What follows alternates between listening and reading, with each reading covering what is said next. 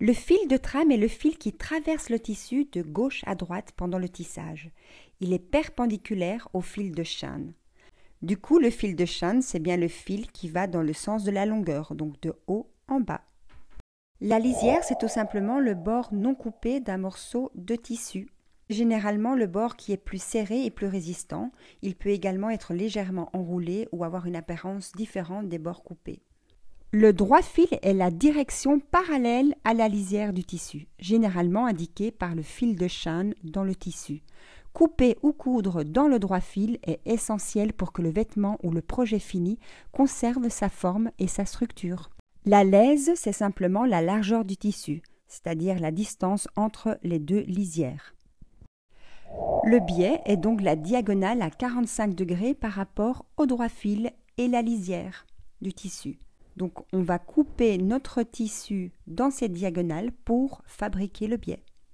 Et c'est ça que je vais te montrer maintenant. Regarde.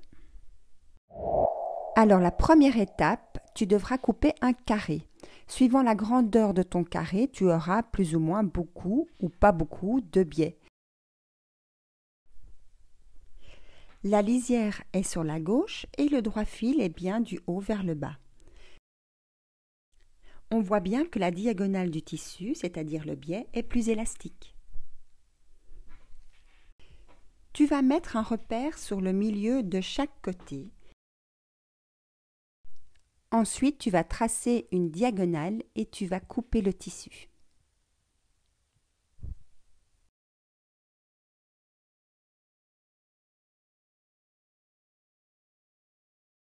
Maintenant, regarde bien, je vais positionner les deux repères l'un sur l'autre. Les tissus sont endroit contre endroit. Tu vas épingler les deux coupons tout du long et ensuite tu vas faire un point droit à la machine à 1/2 cm du bord. Toujours faire le point arrière au début et à la fin de ta ligne. Ce qui est pratique avec cette méthode, c'est que tu peux récupérer des chutes de tissu. Ici, c'est un coupon de 25 sur 25. Une fois cousu, tu vas aplatir la marge de couture sur un des côtés au fer à repasser.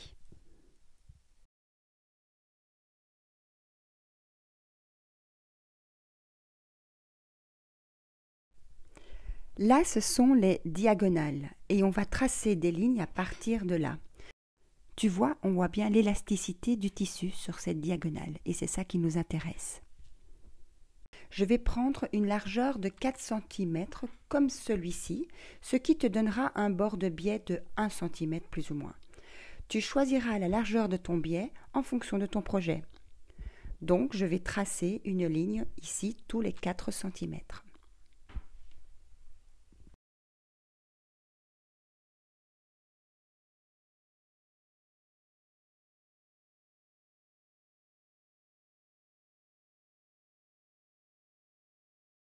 Il te restera probablement une petite bande de tissu de moins de 4 cm. Celle-ci, tu pourras la couper.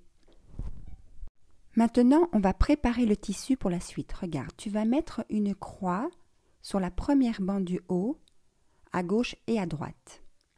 Tu verras par la suite pourquoi il faut marquer ces deux côtés.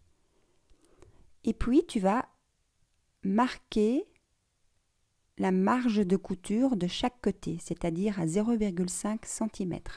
Tu vas tracer donc une ligne à 0,5 cm du bord de gauche et du bord de droite.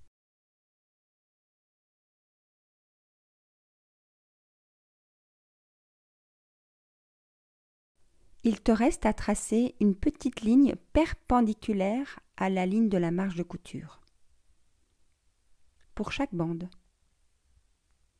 et de chaque côté. Tu verras que tous ces petits repères sont très pratiques. Et par la suite, en t'exerçant un petit peu, tu verras que faire son biais est ultra simple. Maintenant, tu vas retourner ton coupon de tissu sur l'endroit et tu vas plier de cette manière. Regarde. Tu prends ce côté-là que tu places ici.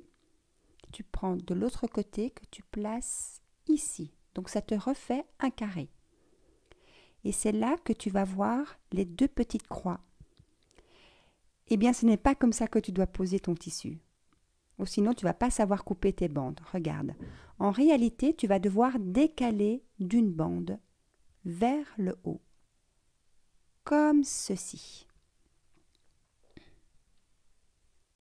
Voilà ce que tu obtiens.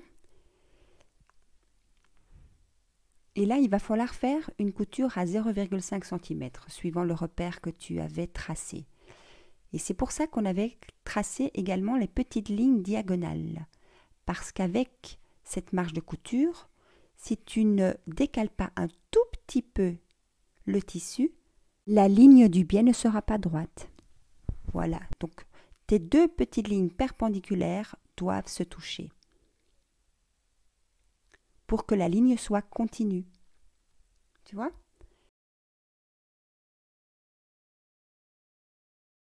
On épingle et on va passer à la machine pour faire un point droit à 0,5 cm du bord. Une fois cousu, tu vas repasser cette marge de couture sur le côté.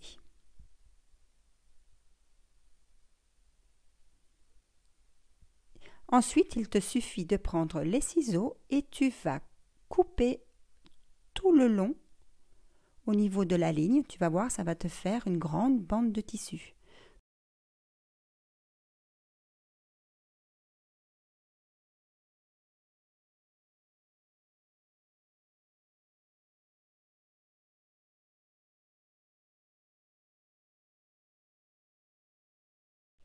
Tu as maintenant une grande bande de biais qu'il faut encore plier. Il y a 2 méthodes pour le plier. Soit la traditionnelle, c'est-à-dire que tu plies le tissu sur le milieu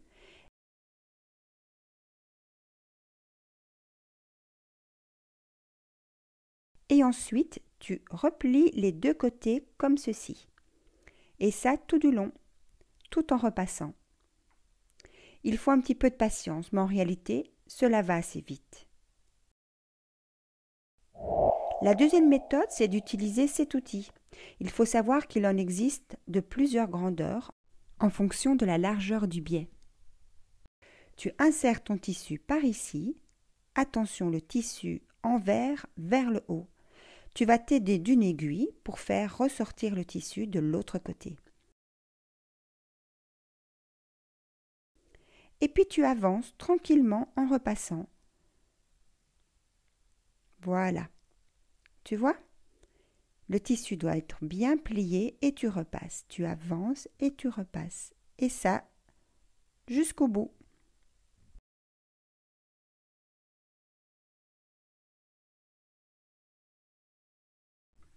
Et tu as terminé. Il faut savoir qu'avec un carré de 25 cm, j'ai plus ou moins 1,40 m de biais. J'espère que ce tuto t'a plu. En tout cas, moi, j'ai pris beaucoup de plaisir à le préparer pour toi. Si tu n'es pas encore abonné, n'hésite pas à le faire. Il y a plein de nouveaux tutos qui arrivent. Et un petit like aussi, ça fait toujours plaisir. Allez, on se voit très très très vite.